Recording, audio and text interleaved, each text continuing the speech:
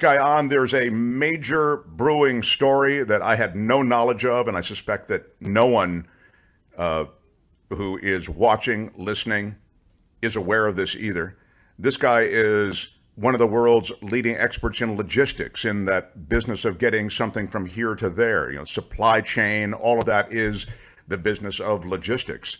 And when it comes to modernizing that, this guy has been viewed as one of the people who can take us and all the technologies related to that into the new age. How about it? John Rosenthal, everybody. Yeah. Hello, Jonathan Rosenthal. Marco, how are you? I'm well. I'm really excited to have you here. I wanted to get you on anyway to talk about government and all of this, because you worked with the U.S. government and see how slowly the gears of government grind. But today, it's a far bigger story, and I'd love for you to share aspects of it with my audience. I mean, there's a lot to it, I think. And it involves, from what I understand, John, the world of drones. And I wonder if you can speak to how drones are used in virtually everything now. I don't think we think of them in military, and we think of them, I think, in some other ways, but maybe not in all the ways that they're used. Well, yeah, I mean, let me give a little background, but look, frankly, I'm here to get a Mark Thompson coffee cup. Okay. So, Albert, can you put Jonathan Rosenthal down for a coffee cup? The whole empty bed background. Yes. I mean, the psychology of that, Mark, is just too much. You're right. It's a little on the nose. Yeah, it's a little much. Anyway, listen, so yes, I'm in the logistics world, which is a lot of things, airlines, retail, all kinds of stuff. But as I shared with your listeners a couple of weeks ago, I've spent the last dozen years really focused on the subset of supply chain. And in those travels, where I really I'm really blessed to spend time with the leading experts in the world on supply chain, particularly on the technology side. I came across some information that blew my socks off. In fact, so much so, I learned what I'm going to share with your listeners, which I do not believe has been reported in any media, So the Mark Thompson podcast is the breaking story. Okay? I appreciate it, and you're. I'm telling you, you're kind of being a little bit, puckish and funny about it, but the reality is, it is a legit huge story that is going to make front page headlines. Yes, I'm not. I'm telling you, Mark, we're going from your bedroom to the front page of the Washington Post. Okay, that's where we're headed. All right. So let me tell you this. So first of all, when I learned this, and I've been in this business for 40 years. When I learned this, I said, this cannot be true. I must misunderstand something. And I didn't at first want to share it with anybody because it's so crazy that I thought, I got to be wrong. I must be misunderstanding something. So, and Mark, I have shared with you some data, hard data from government agencies, because, I didn't want you to think I'm full of shit. Right. which we're going to get done with this little podcast, and people are going to go, your listeners are going to go, this guy's can't be right. Okay, here we go. Look, we all know that drones are really cool. They're advancing very rapidly, and they're advancing in a couple of places, right? We all know about drones and military weaponry, right? So you're flying a drone over somebody and shooting at them. Okay, so we're not talking today about weaponry. That's a whole different world and a whole different set of suppliers and motivation and all kinds of stuff. We're not talking about weaponry. What we're talking about is drones that are used to capture information, data. Okay, that's what we're talking about today. Now, there is a world, which I'm not going to talk about today because I don't know shit about it, which is the world of hobbyists. There is a world of hobbyist drones, not something I'm involved with. So I'm involved in data and information collection, curation, and analytics, particularly as that analytics can be, particularly as you can apply artificial intelligence to the data you're collecting. So let's think about that, okay? So the drone really has a couple of pieces. There's something called a chassis, which is the actual flying thing, right? The thing that with the blades on it that moves around. There's a payload, and that payload is some sort of sensor. It could be a camera, which is imagery. It could be a heat sensor, could be a LiDAR. So there's lots of stuff you can stick on the chassis that gives you different kind of data. But what people need to think about is the drone in my world is nothing more than a device for collecting data. That's what it is, okay? That data becomes super powerful as the drone and the payload get better and better. So today, the technology is such that the drone can actually collect, using certain kinds of payloads, can collect granularity up to 1 centimeter, right? So you can fly over, pick a topic, you know, the Port of Los Angeles. You could fly over the Port of Los Angeles, and I could know everything in that port and how it's moving, where it sits, the flow of containers in and out, the flow of trucks in and out, within 1 centimeter of granularity, right? So that's really cool data. I mean, that's really important data.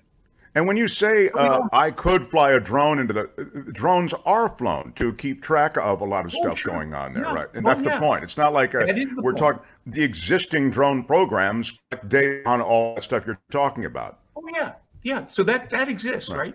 I mean, and they're being used for all kinds of stuff. Our sewer systems. There are drones where they open the manhole cover, they throw the drone down, the drone zips along the sewer system and inspects the sewer system. Okay, that's a use of the drone. That's what we think of as a use case. Okay, so there's millions of different uses. All right, so there is a dominant player in the manufacturing and distribution of drones. The dominant player is a company called DJI. And they have about 75% market share in the world distributing and manufacturing drones. Now, they don't just distribute and manufacture the drone, because the drone is absorbing data. And you can't really do anything with raw data. You want solutions to problems as a customer. And so you have to have a data or information platform that can absorb that information, can curate that information, can organize that information, and can somehow give you solutions to problems. So that's the information platform. So DJI, which is by far the dominant player in the drone world, provides a service. They're not just selling you a drone.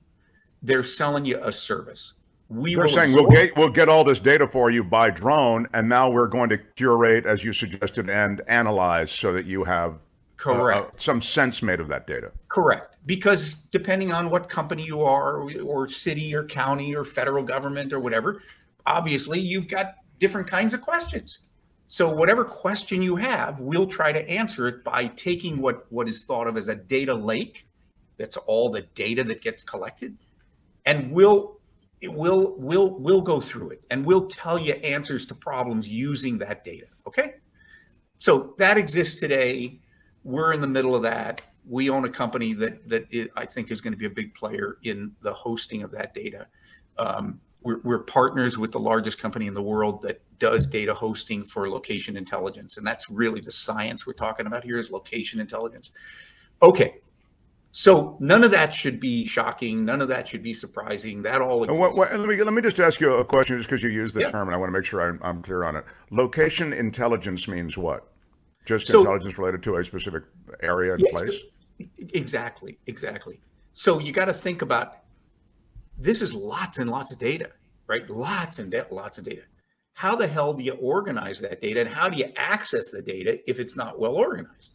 I mean, you can't just, it's like going to the Library of Congress and not having index cards or some kind of computer to tell you, where do I find the book on, how to pick your nose? What do I do, right? Right. So you got to organize that data. You've got to have a way to access that data in a way that's not, so cumbersome that it makes the data worthless. Okay. So the location intelligence is a way to organize data. And it's a very powerful way, because the one thing every asset in the world has in common, doesn't matter what the asset is, could be a truck, could be a chassis, could be an electron, could be an airplane. The one thing every asset has in common, including people, by the way, is that they all have a place at a point in time. They all have a latitude, longitude, and altitude at a moment in time. Okay? So that's a wonderful way to organize information, is geospatially. And then you surround that. So you might say, for example, I don't want to get too far in location intelligence. You might say, for example, I'm a utility.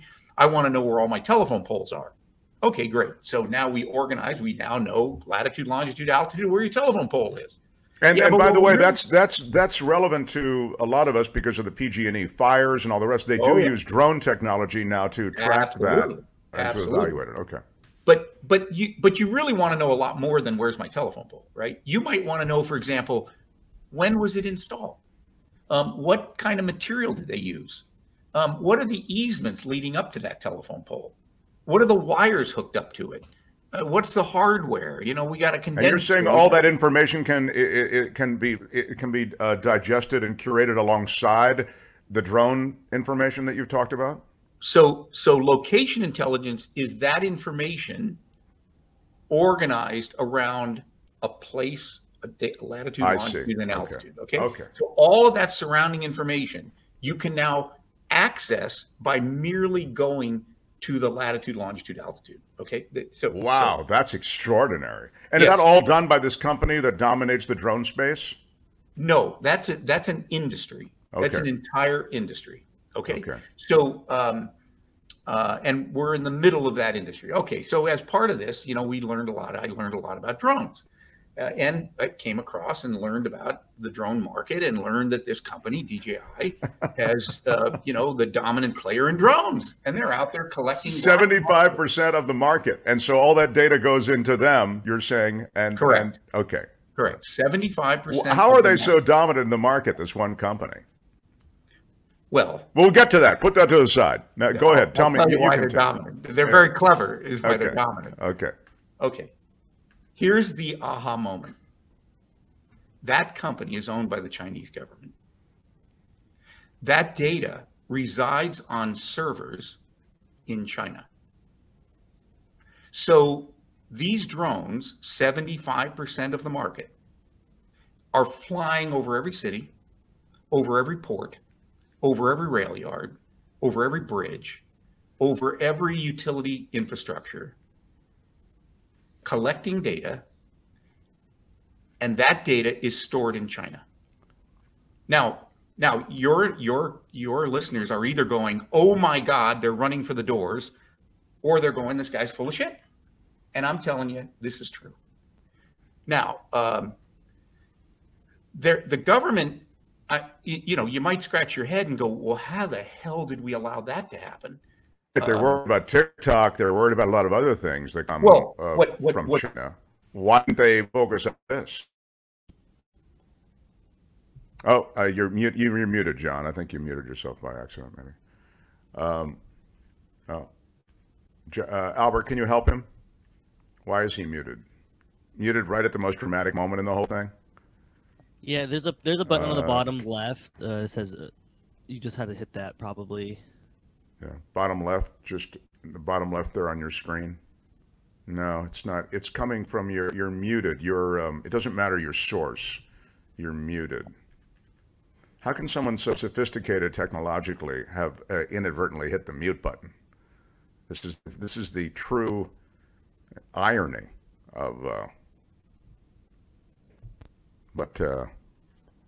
No. How about anything?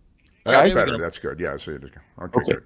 I don't know. It may have my microphone switched off. So hopefully this is better. You sounded okay. You sound okay. Yeah. Go ahead. Okay. So how did they allow You were fine with the other microphones. Don't worry about it. The other, how did they allow, is the question, this Chinese government-controlled firm to get 75% of the market? What happened? Well, the Chinese are very clever. What they said was, hey, you can buy our drone. We have really good drones. They're as good as anything else on the market. And we're going to sell them at a 20% discount to the rest of the market. So every police department, every county, every fire department, everybody in the drone market said, shit, I can buy this for 20% less. I'm in. Well, the truth is the Chinese could have given the drones away for free. The data is the valuable part. Now, what blows my mind, Mark, is, you know, everybody's been reading about the weather balloon, the Chinese weather balloon we shot down, and nobody's talking about the 10,000 drones that are every day collecting data, and they know where every asset in the U.S. is.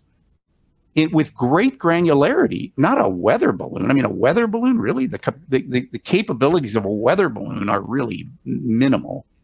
Yeah, that was viewed as this huge international incident. And you're saying there is a brewing international incident here related to serious data and compromise of data that's related to everything in the U.S., from, as you suggested, bridges to ports. Correct. So, look, there is some recognition by the U.S. government that what I've just described to you is a problem. In 2023, they passed something called the Drone Act, and so you can go online and you can look up the Drone Act. And it was sponsored by a very smart guy, Mark Warner, who's a U.S. senator from Virginia. He was the lead. He's the chairman of the Senate Intelligence Committee. Pretty smart guy.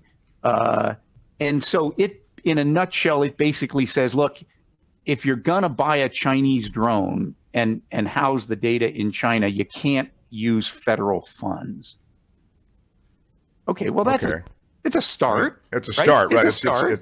It ain't where you want to end up, though. It ain't where you want to end up. And you know, your listeners should be troubled by this, because I think we have a solution to the problem going forward, but I don't know that we have a solution to the problem going backwards. How do you get this data back? Right. I mean, the horses are out of the barn.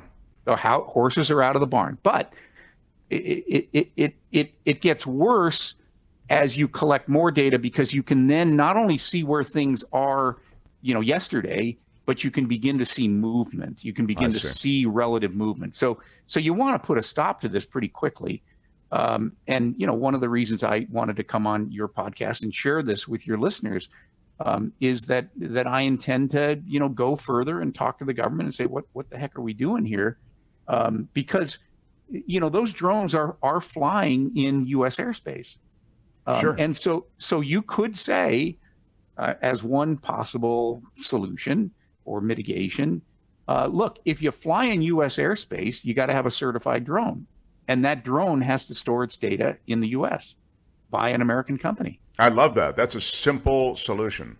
How hard's that? You know, but does it absolutely blow your mind that every day, 24/7, we're allowing drone? I mean, it's like, like if a Chinese airplane flew over the U.S., a spy plane, you know, we'd sort of get wound up about it. Well, we just did, as noted. Weather balloon, exactly. Right. Exactly. It's utter insanity. It is insanity. And it just speaks to how sometimes we're so worried with the distractions that the big stuff is going on and we pay no attention to it. Yeah. As you say, I've seen nothing on this.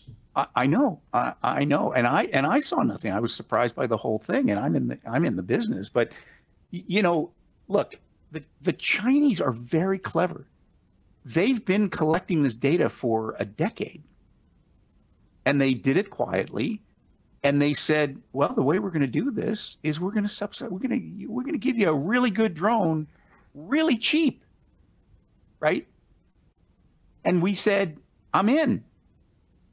We don't care what you do with the data. Yeah, I'm a fire department. What do I care? Is this an unregulated I always get. Yes, we always talk about. Yeah, it's an unrelated. So I'm a big fan of regulations. I understand you can over-regulate. You can make these regulations on various things so cumbersome that you get nothing done. But I also feel as though I view regulation as protections for consumer protections, banking protections, environmental protections. And in this case, here you go. You've got a classic example of it where the technology has outpaced any sort of regulatory arm. Yes. Yes, that is true. And I generally am I would say I'm a skeptic of regulation, that you got to be very careful about how you regulate. But for sure, there is a place for regulation. And flying a sensor over hugely sensitive areas, I mean, it's crazy to have that sitting on servers in China. Can you, as you begin to, I guess, be a change agent around this, Jonathan Rosenthal, can you get the meetings you need? You probably can. Who would those meetings be with, or with what governmental entities might you meet? Well, I'm going to go have lunch with Mark Warner to start out with. Right. Who sponsored that legislation? Okay. Yeah, because his staff seems to understand the issue, right? It's a great issue. I mean, it's a great political issue. That's why I would think you'd get some spark in Washington among legislators. You want to be out in front on this thing. Yeah, but I think it's also just people like your listeners, calling up their congressman and going, I heard about this. What do you know about this? Because this seems nuts. What they can do with that information is staggering. That data my God, it's hugely valuable. I can't even imagine it. I mean, it's essentially the entire country mapped. Listen, I don't want people getting overly concerned about this in terms of, it's not about, hey, China is going to shoot missiles at a bridge. Okay. Could they do that with this data? Absolutely. But that's not really the threat. Well, you know what I mean? Sure. It's far. I mean, I think the mastery of China has been in economics and economic dominance and supply chain stuff. As you know, during the pandemic, it was which continues on some low level now. It was revealed that essentially we need China for everything we have to handle the pandemic. I mean, from not just the pandemic. I think what we discovered in supply chain, and I'm frankly, glad that some of this came about, was that, and we've been screaming about it for a long time, that we have a very fragile system, and that system is susceptible to disruption. So we saw over time, very small things in the supply chain. The bankruptcy of a shipping company, all of a sudden it melts down the whole system, right? So the system is quite fragile. It continues, just because we fixed it, for a moment, don't kid yourself. It remains very fragile. It is fragile, Mark, primarily because of the information systems, the data, right? We cannot see the data. We don't know how things are moving. And that's largely as a result of unsensed assets. So the assets in the supply chain, trucks, chassis, containers, pallets, those assets are not connected to any communication device, and they're not connected to the internet. So you can't see that, you can't see it, you can't store that data. That's all changing.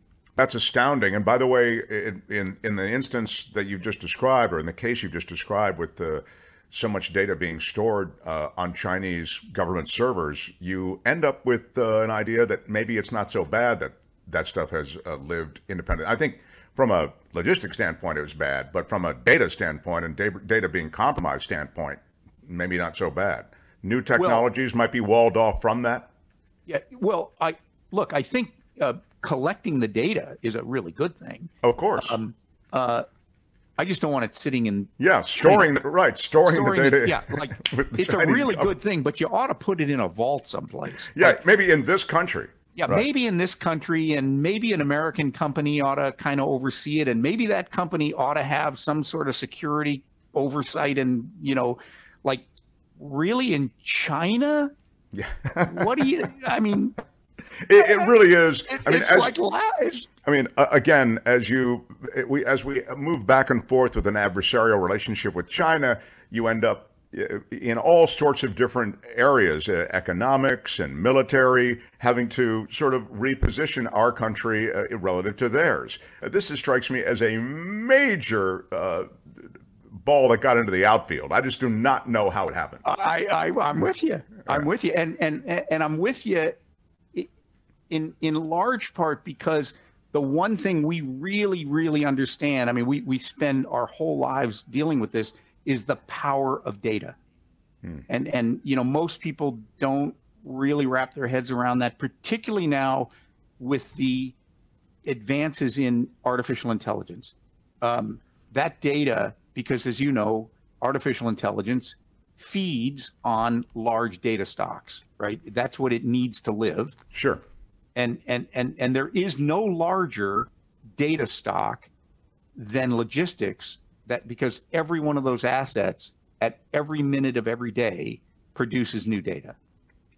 I was just trying to see a comment or two, and it is true. I'll just point this. Gordon says, I think 90% of the stuff I bought on Amazon was made in China. And by the way, that reflects, oddly, his comment reflects the predicament, which is, because the Chinese stuff is produced at a much cheaper rate, right? And that's what happened with these drones. They offered them at massive discounts. But let's not confuse buying something from China that's manufactured in China, which, that's okay. It's fine. Sure, I get it. It's fine. And them storing our most precious data. No, right? I get that. I guess what I was trying, for me, the Venn diagrams overlap when you get to why Gordon buys the Chinese stuff, or why that stuff becomes more appealing from a consumer standpoint, in the same way that it was more appealing to all of these different concerns that bought these drones, because discount, right? That's the reason they have 75% of the market, because it's good drone. It doesn't cost us money. Exactly. Isn't that what you were saying? By the way, it is widely known that China subsidizes DJI. I see. Right. So that's how they can course offer wildly discounted. Of yeah. course. And as you said, they would give it away. They would give it away. Can you imagine these guys sitting around the Chinese government going, how do we get like all this data about everything in the U.S.? We want to know within 1 centimeter granularity everything about the U.S. How do we do that? Let's see. Let's give away drones. How about that? Oh, well, the U.S. government will never go for that. Are you kidding? Look what they did with the weather balloon. They're not going to allow drones. Holy shit. Anyway. But there you go. And so in our last minute here, this is from Lee. So Jonathan, when a drone flies over a truck, et cetera, can they, quote, tag that item and then trace it and locate it whenever they want? Every time another drone flies over that item, is it recognized? That's a great question. So artificial intelligence, just like tracking people, right? I mean, you know that people have cameras, cities and, in London and Shanghai and place, they can actually take a picture of you, Mark Thompson, and they can then recognize you as you walk around. So could they do that with a truck? It's a great question. Probably. I don't really know that. They have a tremendous amount of granularity in the payload capabilities, right? So whether it's LiDAR or it's infrared, or it's optical, this technology is much better than a satellite, for example. Right. We all look at satellites and go, oh my God, you can see the guy's license plate from space. Well, this is way closer and way more granular. Yeah. Last is from Less Commentary, says, I don't know why we're freaking out about China stealing data when Google, YouTube, Facebook doing the same thing. To be fair, Google, YouTube, Facebook, I'll let you answer, John, but they're not the Chinese government, first of all. But that's I was going to say, that's sort of the obvious answer. If Google were to say, we're collecting a lot of data and we just opened up a big data center in Shanghai, and by the way, we decided to partner with the Chinese government. I think people would be wound up about that. Yeah. No. So at least the Googles of the world are, you know, U.S. companies basing their data centers primarily in the U.S. And this isn't your personal data, which I do think we're so, you know, the terms and conditions, accept, we just hit it. We have no idea what's in it. But this is about, that's why I thought your background was so instructive. The fact that there is a granularity to all the data, and I love that you use the sewer system and you use communication systems, you use ports. I mean, it is a net that is cast so widely that it gives an adversary, an economic adversary, a military adversary, however you want to characterize the Chinese, a global adversary, information that you wouldn't want them to have. It allows them to rebuild our infrastructure like cities digitally, right? Because you now have a digital framework of that city. Sure. And you can manipulate that. So you can say, well, what if we do this? What if we change how the traffic flows? Or what if, right? So those are called digital twins. You can manipulate digitally. You can actually see what happens when you do certain things to that infrastructure. So it's a fascinating area. But anyway, it's fascinating, and this is wildly disturbing. And it's a huge story. I love that. Yeah. I invite your listeners. You got a lot of smart people out there in the audience to let us know. You know, like, okay, what would you do with this? How do we get the government's attention? You can contact me, and I'll push your correspondence on to Jonathan. Good. I'm the Mark Thompson Show at gmail.com. The Mark Thompson Show at gmail.com. This is to be continued, though, most certainly. And I really want to know how the meeting go and how, you know, the political chess game that now has to follow to get some legislation and some regulatory structure in place, how that goes. So I can't wait to talk to you again. John, thank you. We're way over, but I love this conversation. That's the reason we're way over. So thank you so much, my friend. Thanks, Mark. And I'll be looking for my coffee cup. All right. Jonathan Rosenthal. Hi, it's Mark, and I thought that was great. Hit the notification bell. You'll know whenever there's a new video being dropped, and please subscribe to our channel to help us save the universe.